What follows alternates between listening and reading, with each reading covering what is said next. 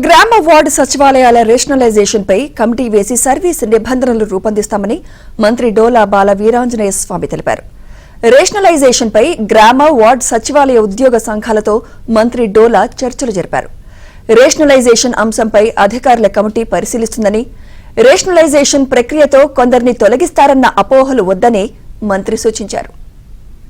గౌరవంగా ఎందుకంటే మా ఎడ్యుకేషన్ క్వాలిఫికేషన్స్ ఎక్కువ ఉన్నాయి, మమ్మల్ని కూడా గౌరవించగా ఆ విధంగా పెట్టమని చెప్పేసి కొంతమంది చెప్పడం జరిగింది.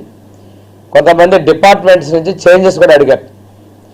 ఆ రోజు మేము ఒక డిపార్ట్మెంట్లో చేరామండి, ఈరోజు మాకు వేరే డిపార్ట్మెంట్స్ కూడా అవకాశాలు కల్పించమని చెప్పి అన్నారు. వీటన్నిటి పరిగణలో తీసుకొని మనం వీలైనంత వరకు ఒక సాధ్యాసాధ్యాల ప్రకారం న్యాయం చేసుకునే విధంగా ముందుకెళ్తాం. రెండోది, ముఖ్యమంత్రి గారు ఏదైతే వీళ్ళందరి ద్వారా టెక్నాలజీ సర్వీసెస్ని, రియల్ టైం గవర్నెన్స్ని లబ్ధిదారులకి నేరుగా సర్వీసెస్ అందే విధంగా ముందుకెళ్తా ఉన్నారు. వాటి కోసం త్వరగానే వీలైన తొందరలో వీటిని అమలుపరిచే విధంగా మేము అడుగులేస్తా ఉన్నాం. దానిలో మొదటి భాగంగా ఈరోజు యూనియన్స్తో మాట్లాడాం. ఒక సీనియర్ ఆఫీసర్లు కూడా కూర్చొని సర్వీస్ రూల్స్ కూడా ఏదైతే స్టాండర్డ్ ఉన్నటువంటి సర్వీస్ రూల్స్ ఉన్నాయో వాటికి ప్రకారం వీళ్ళ రిక్వైర్మెంట్ ప్రకారం కూడా ముందుకెళ్లే విధంగా ముందుకెళ్తామని చెప్పి తెలియజేసుకుంటూ, గతంలో కొంతమంది అపోహల్లో ఉన్నారు. ఒక 30,000 మందిని ఏదో ఉద్యోగస్తులు తొలగిస్తారని అంటే దానికి చెప్పాను, ఎటువంటి ఏ ఒక్క ఉద్యోగిని కూడా మేము తొలగించే పరిస్థితి లేదు. ఎందుకంటే కొన్ని ఖాళీలు కూడా ఉన్నాయి.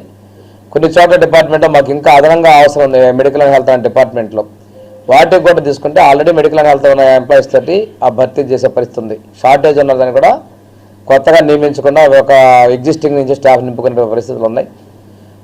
అందువల్ల ఎవరిని తొలగించాలనే నమ్మకాన్ని కూడా వచ్చినటువంటి యూనియన్స్ని కలిగించడం జరిగింది. మహిళా పోలీస్ యూనియన్ 2 అభిప్రాయాలు చెప్పారు. మమ్మల్ని ఐసీడీఎస్ డిపార్ట్మెంట్లో ఉంటూ సీనియర్ అసిస్టెంట్ లాగా ఆ విధంగా మా ప్రమోషన్ కల్పించిన వాళ్ళు అడిగారు. కొంతమంది అయితే ఫిజికల్ ఫిట్నెస్ ఉన్నటువంటి వాళ్ళకి వాళ్ళ సామర్థ్యాన్ని బట్టి పోలీస్ డిపార్ట్మెంట్గా మనం కొంతమంది అడిగారు. ఏదేమైనా వాళ్ళ అభిప్రాయాలు చూసుకుంటాం. ఒక అధికారులు కూడా మెజారిటీ అభిప్రాయాల ప్రకారం ముందుకెళ్తారు.